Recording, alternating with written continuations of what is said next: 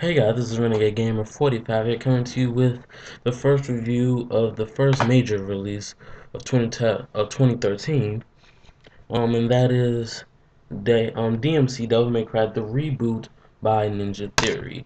Now, a lot of controversy is surrounding this game, particularly by the hardcore, you know, Devil May Cry fans of the original Devil May Cry games, and a lot of outrage. They didn't like the redesign. They didn't like the game for whatever reason.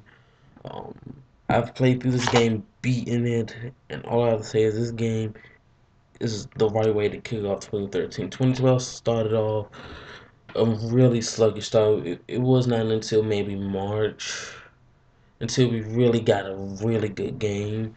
But 2013 starts off with DMC, a fantastic game in my opinion.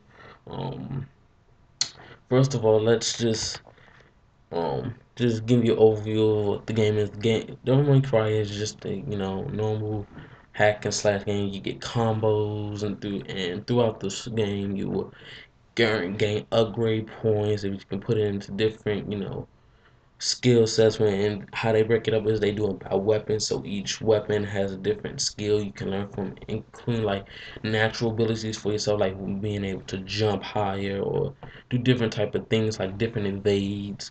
And so throughout the game you'll earn many different weapons. You get had Dante has angelic and demon powers. And so you get like two different angelic weapons throughout the game, two different demon weapons, and three different guns. In addition to a standard sword, the Rebellion. And throughout the game, you'll earn upgrade points, and through these upgrade points, you can level up each of these weapons. Again, having them be able to do new moves, be able to use them for new combos, creative combos. And the thing I like about this game is that you get set combos that you can do. Like, I can do this set combo with this one, this set combo with this one, but then you can chain them all together. So you, let's say I do a combo with his regular sword, then I can take my demonic axe and just continue a combo, then use one of the other abilities, which is like a claw thing he can use. It has both angelic and demon properties to either to tell him to do like the scorpion, when he takes the guy to bring him over there, bring him over to him, or he can, use the second part of the clause bit, which is to go to him. So it's really variety in gameplay. You can play you can always mix up the combos as you play it. Um, Also, you get different health items that you can acquire. You also get to upgrade his health bar through health crosses, which you can either purchase or get pieces of the health cross. It takes 4 pieces of a health cross to increase his Dante's health by 10%. And you do this by completing these challenge rooms, which are hidden throughout the stages. And also, Dante has this meter, which at a certain point when it's filled up, you click into two thumbsticks and he goes into this devil mode where his hair turns white and all the enemies are frozen in midair, and he can just jump in midair and just do all types of crazy aerial combos. um and the story of this is done it's more of a it's a more this story is more grounded in reality from the previous one. You could tell that they use many of the aspects of modern day society, including like, the devil, the whoever the main antagonist, the demon king, is controlling the world through that. And as we know, in today's society, that is pretty much, one of the major components in how the world is run today. So they took some modern elements. Um, I pretty much like the character designs of all of them. All the characters are pretty much likable. Dante is cocky, smirky. He starts off as this brash young kid who has no direction. At the end, he has a goal in life now, so it's nice to see. You get also his twin brother Virgil, and Virgil seems admirable, but you can tell something's up. I'm not gonna give away what happens, but it's very interesting to see what happens at the when you reach the end of the game. They also get a new protagonist named Kat. She's a human girl who can use magic that Virgil has taught her. She has an interesting backstory. In addition to, um, she becomes sort of a indirect love interest, but nothing you can like see that both he and her still has to care for one another, and that also gives Dante, reasons for fighting. Why is he fighting? Because the story goes along as Dante is half angelic, half angel, half demon, as opposed to the original DMC games where he's half human, half demon. So it's an interesting fact, and that Ninja Theory decided to just redo the backstory and just change one aspect, and that one aspect changes the whole dynamic, the whole plot of the story. Getting back into just a quick summary of the story, you got the Demon King Mundus, who is controlling the world. He controls it through media, through food, and through entertainment. Um, and it is up to Virgil, Dante, and Cat to stop them. So basically, you'll be going through each a station, like cut off a able war weapon that Mundus is used. So one stage you'll be going to like shut down the news station stage in the game. And one thing I said, the stages are excellent. I love each stage. Each stage felt different. Each stage, um, it felt like it was designed around the boss that you were fighting. So it was one stage where the news reporter for this mass for this news station that's being controlled by Mondays, the news reporter is the demon, the head figurehead, and there's a stage in it when you're traveling to face him for the boss fight where it has like you're traveling through like the logo of the news station, so it's um like you see the rotating what they new symbol of what they have in the game is. It's very unique. Each boss is unique. Um for those um who may be looking to be very challenged by these bosses, the bosses are not that challenging, but they're fun to fight. And for me, I wasn't too bothered, but I love just fighting them. Um So back into the story, just story aspect. So through defeating, cutting off two main suppliers of monsters, you know, control over mankind. The story takes some twists and turns, and pretty much ends up Dante and Virgil. They are the only two who can defeat the Demon King, because in this plot line, the Demon King can only be defeated by the Nephilim, which are pretty much half demon, half angel beings, which Dante and Virgil so happen to be. And so you can go through a couple missions, getting some monies, and the game has a total of 20 missions. So you spend like missions 16 through 20, get into it. So you start, outside, and you go into the building, and you keep going up. And most of the time you're in limbo when this happen, where you can, where you fight various enemies, and the enemies in the game, you get introduced to nearly almost up until like towards the end of the game. You get introduced to new enemy types, where there's a stronger version of the enemy you've already seen,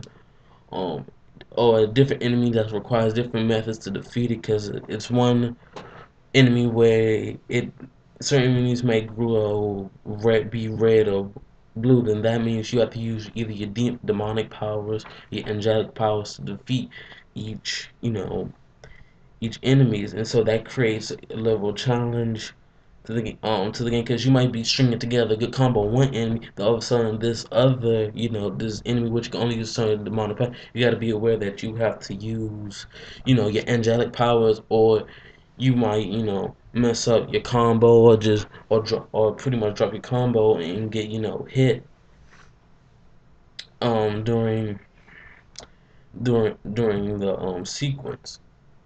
So pretty much towards the end, get the all build up and it's a good ending in my part. I like the end. The ending will has those gives the foreshadowing of there will be a DMC 2. So it seems like Ninja Theory, if this game does well, it has done critically well. Some people who some the general public, some of them may not like it, but for me, for a person who's a very open-minded gamer who really likes to explore different games, I say this game is really good. The graphics are amazing, the gameplay is fun, and overall it's a good package. Now, I want to get into talk about the pros and cons of the game, what's good about the game, what's bad about the game. As we all know, there's no perfect game. So starting off, number one, things I like most about the game, it has to be one, the combat, being able to upgrade whatever you want. You get upgrade points, and so you can allocate them to whatever you want. If you want to have all strong angelic powers, go for it. You want to have all strong demonic powers, okay. If you just want, just your standard um powers to be good. So if you just want just have your sword maxed out and your guns maxed out, and your certain physical abilities be maxed out, you can do that, or you can do a mixture of everything. That's why I pretty much did through my playthrough. I put some points into everything when I could.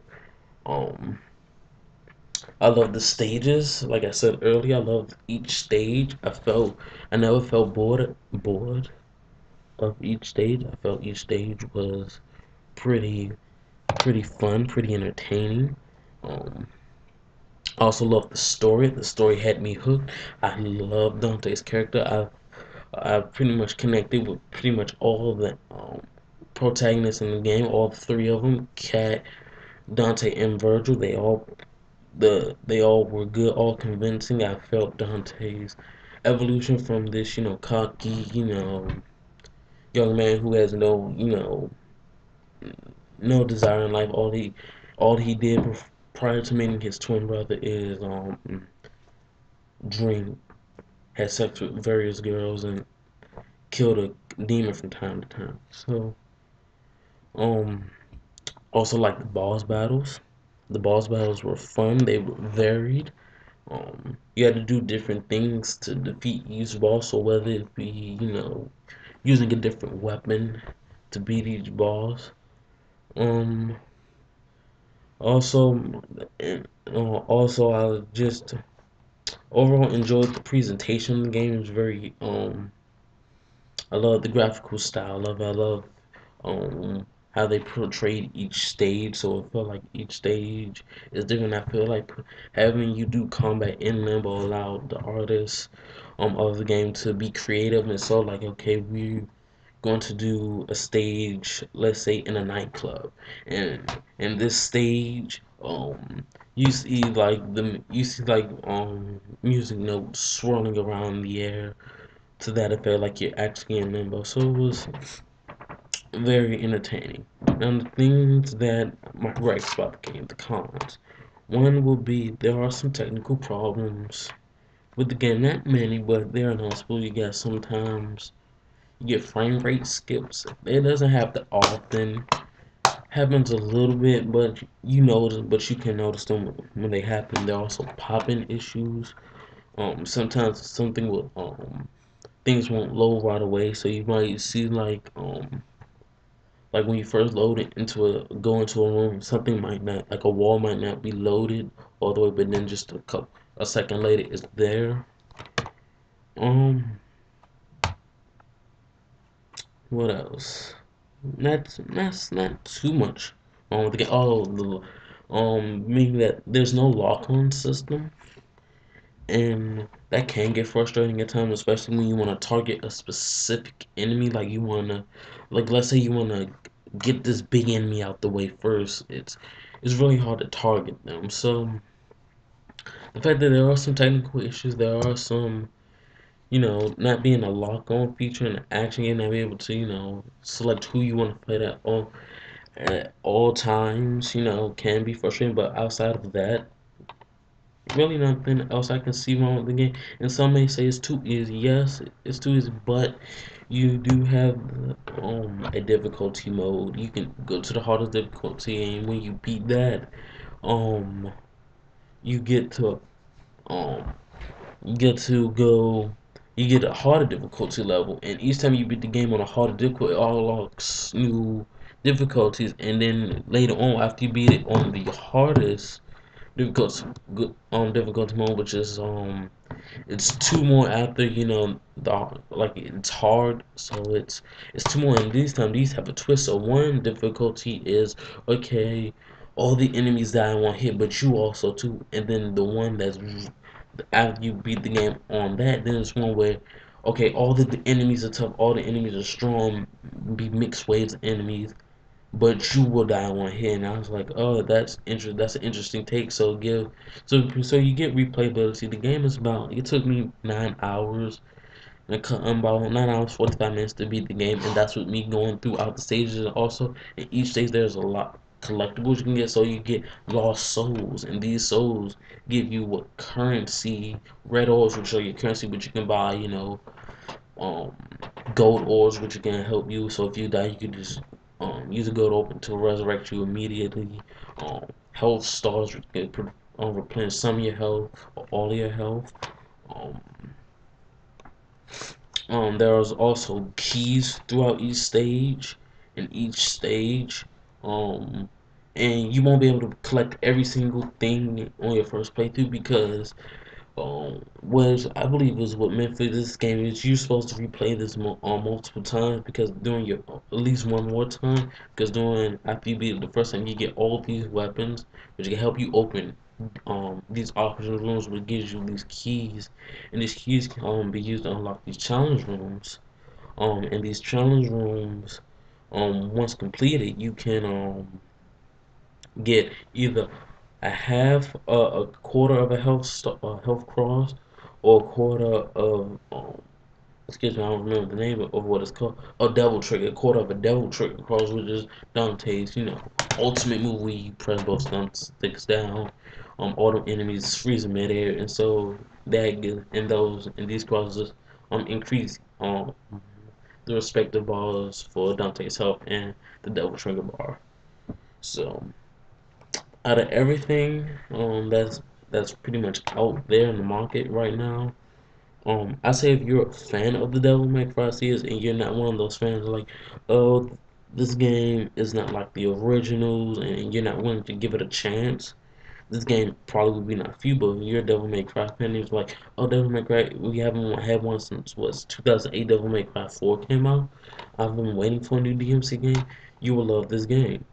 Um, I feel like that the game has enough content. It took me 9 hours just to beat it, and if I want to play it again, it'd probably take me another maybe 7 to 8 hours um, on on an increased difficulty level. If I pretty much probably will do it on to go back and collect all the things, get all the lost souls to get 100, get all the keys, unlock all the challenge rooms to get 100% completion. You know, on each stage. I feel that for the first release of 2013, this was a very good game. I feel that this game is very, very good. It's a classic case of people not giving this game a chance. Writing it off as soon as they see it. It's always different. It's new. This Devil May Cry game, I've been playing through of the original. It's different than it. This is a new Dante. This is Ninja Theory's Dante, and this Dante is more grounded in reality. This game is more grounded in modern day. Has modern day twist in it, and not to mention, the gameplay's fun. The levels are fun, and pretty much anyone could jump in this game and have a blast. So I will give this game, the DMC Devil May Cry by Ninja Theory, an 8.75.